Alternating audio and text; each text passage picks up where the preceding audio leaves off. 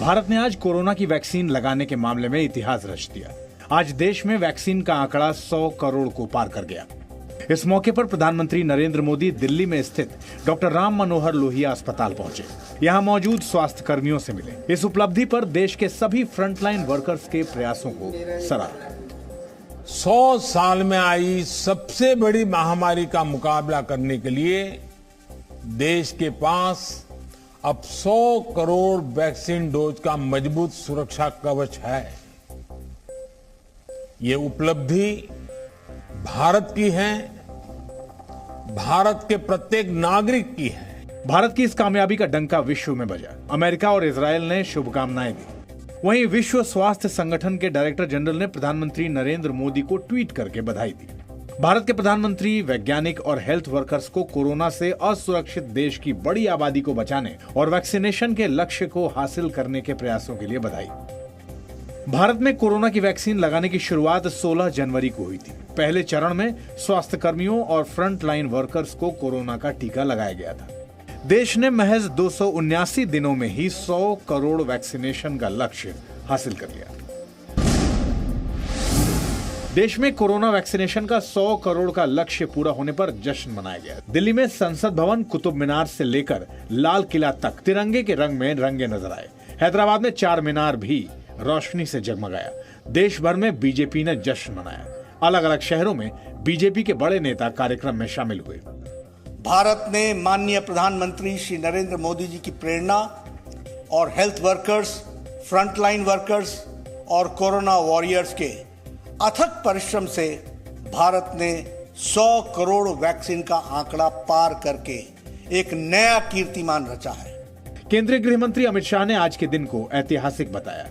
आज भारत ने 100 करोड़ से अधिक कोरोना वैक्सीन लगाने के लक्ष्य की प्राप्ति करके प्रधानमंत्री नरेंद्र मोदी के दूरदर्शी नेतृत्व और निरंतर प्रोत्साहन से एक ऐसा कीर्तिमान बनाया है जिसने पूरे विश्व को नए भारत की अपार क्षमता से पुनः परिचित कराया है। फिल्म अभिनेता अक्षय कुमार से लेकर पूर्व क्रिकेटर सुरेश रैना तक ने ये लक्ष्य हासिल करने पर देशवासियों को बधाई दी। कांग्रेस पार्टी ने 100 करोड़ वैक्सीनेशन का लक्ष्य हासिल करने के मौके पर राजनीति की। कांग्रेस प्रवक्ता रणदीप सुरजेवाला ने बीजेपी के जश्न से जुड़े कार्यक्रमों पर तंज किया। रणदीप सुरजेवाला ने कहा, जश्न मनाने से देश के जख्म नहीं भर जाएंगे। प्रधानमंत्री माननीय नरेंद्र मोदी जी और उनकी सरकार खुद की पीठ थपथपाने में लगी है, पर मोदी सरकार जान ले कि जश्न मनाने से जख्म नहीं भर जाएंगे। केंद्रीय मंत्री अनुराग ठाकुर ने कांग्रेस को जवाब दिया। उन्होंने वैक्सीन पर कांग्रेस सांसद राहुल गांधी की पहले की सियासत पर सवाल खड़े किए। उस समय लोग प्रश्न चिन्ह खड़ा करते थे। राहुल जी जैसे लोग भारत के वैज्ञानिकों पर भी, भारत के मेक इन इंडिया पर भी और क्वालिटी ऑफ वैक्सीनेशन पर भी, लेकिन देश ने विश्वास किया मोदी जी पर। दिल्ली के मुख्यमंत्री अरविंद केजरीवाल ने 100 करोड़ टीके लगने पर सभी देशवासियों को ट्वीट करके बधाई दी। ऐतिहासिक उपलब्धि के लिए देश के सभी डॉक्टर, नर्स और फ्रंटलाइन वर्कर्स को सलाम किया। एनसीबी के जोनल डायरेक्टर समीर वानखेड़े ने महाराष्ट्र सरकार के कैबिनेट मंत्री नवाब मलिक के वसूली के आरोपों का जवाब दिया। वानखेड़े ने कहा कि उन्होंने कभी भी दुबई की यात्रा नहीं की। जिस तारीख ये जो कह रहे हैं दिसंबर में, मैं उस टाइम पे मुंबई में हूँ, ये उस चीज की जांच कर सकते हैं। समीर वानखेड़े ने कहा कि उनके खिलाफ साजिश रची जा रही है और उनके परिवार पर निजी हमले किए जा रहे हैं। जो हमारे पर पर्सनल अटैक हो रहे हैं, जो मेरी जो मृतक माँ है वहां पर अटैक हो रहे हैं, मेरी जो बहन है उस पर अटैक हो रहा है, मेरे जो सेवानिवृत्त पिता है, मेरे डैडी हैं, उन पे ये अटैक हो रहा है, जिसकी मैं घोर निंदा करता हूँ। समीर वानखेड़े ने कहा कि वो अपना काम ईमानदारी से कर रहे हैं और उनका मनोबल ऐसे आरोपों से नहीं गिरने वाला। देश की सेवा करने के लिए, ईमानदारी से काम करने के लिए, ड्रग्स हटाने के लिए अगर वो मुझे जेल में डालना चाहते हैं तो मैं उससे स्वागत। एनसीपी नेता और महाराष्ट्र के कैबिनेट मंत्री नवाब मलिक ने एनसीबी के जोनल डायरेक्टर समीर वानखेड़े के परिवार पर बॉलीवुड से वसूली के आरोप लगाए थे। हमें तो पूरा यकीन है कि सारी उगाही मालदीव और दुबई में हुई है।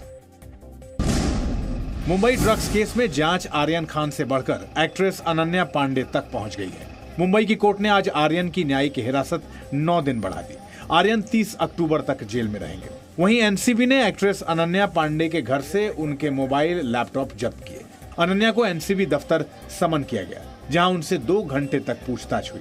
एनसीबी ने अनन्या और आर्यन की व्हाट्सएप चैट में ड्रग्स के जिक्र पर सवाल किए। उनके घर पे आज सुबह सर्च हुआ था और उनको तलब किया गया। एनसीबी ने कोर्ट में जमा कराई व्हाट्सएप चैट में भी एक उभरती अभिनेत्री का जिक्र किया था। अनन्या से कल सुबह 11 बजे फिर पूछताछ होगी। सूत्रों के मुताबिक ड्रग्स केस में एनसीबी बॉलीवुड की 2 और हस्तियों से भी जल्द पूछताछ कर सकती है। इससे पहले सुबह शाहरुख खान ने आर्थर रोड जेल पहुंचकर आर्यन खान से मुलाकात की। दोनों में 15 मिनट बातचीत हुई। शाहरुख आधे घंटे बाद जेल से निकले। आर्यन की जमानत अर्जी पर बॉम्बे हाईकोर्ट में 26 अक्टूबर को सुनवाई हो सकती है। गृह मंत्री अमित शाह ने आज उत्तराखंड के बाढ़ प्रभावित इलाकों का हवाई सर्वे किया। अमित शाह के साथ राज्यपाल लेफ्टिनेंट जनरल गुरमीत सिंह और मुख्यमंत्री पुष्कर सिंह धामी भी मौजूद थे।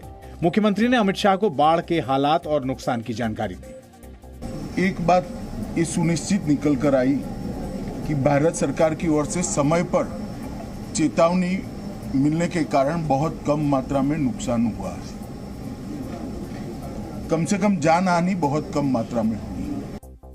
उत्तराखंड में बारिश और बाढ़ के कारण अब तक 64 लोगों की मौत हो चुकी है। राज्य में अभी 11 लोग लापता हैं। उत्तराखंड में आया बाढ़ का पानी पश्चिमी यूपी के मैदानी इलाकों में बाढ़ की वजह बन गया है। बरेली और रामपुर के कई गांव पानी में डूब गए। मौसम विभाग ने बताया है कि इस साल उत्तराखंड में 5 गुना ज्यादा बारिश हुई है। वहीं अक्टूबर के 20 दिनों में देश में 41% ज्यादा बारिश हुई। सुप्रीम कोर्ट की सख्ती से 11 महीने बाद दिल्ली के गाजीपुर बॉर्डर पर रास्ता खुलने की उम्मीद जागी है। आंदोलनकारियों ने आज गाजियाबाद से दिल्ली जाने वाले हाईवे की सर्विस लेन से अपने टेंट हटाने शुरू कर दिए। इससे पहले सुप्रीम कोर्ट में किसान आंदोलन पर सुनवाई हुई। जस्टिस एसके कौल ने कहा कि किसानों को आंदोलन का अधिकार है, सड़क जाम का नहीं। हमें समस्या सड़क जाम से है, कुछ समाधान निकालना होगा। सुप्रीम कोर्ट ने किसानों को 7 दिसंबर तक जवाब देने को कहा है। वहीं किसानों का कहना है कि रास्ते पर उनकी तरफ से कोई रुकावट नहीं है। वहां अब सिर्फ पुलिस की बैरिकेडिंग लगी हुई है। ये तो खुला हुआ है रास्ता पे, ये पर्दे लग रहे थे, पर्दे हटा दिए बस। क्यों पर्दे? ये दिखना चाहना कि रास्ता किसने रोक रखा।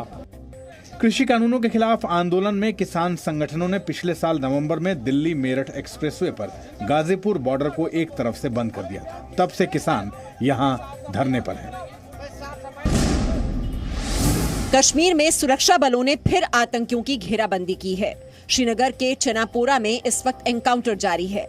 इस बीच नेशनल कॉन्फ्रेंस अध्यक्ष फारूक अब्दुल्ला ने कहा कि आतंकी हमलों के बावजूद पाकिस्तान से बातचीत की जानी चाहिए। वहीं उपराज्यपाल मनोज सिन्हा ने कहा कि बेकसूरों की जान लेने वाले आतंकियों को कीमत चुकानी होगी।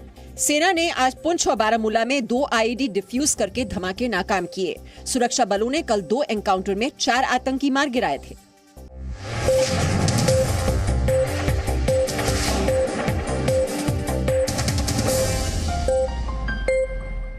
Presenting B News app, available on Google Play and App Store. Download it now.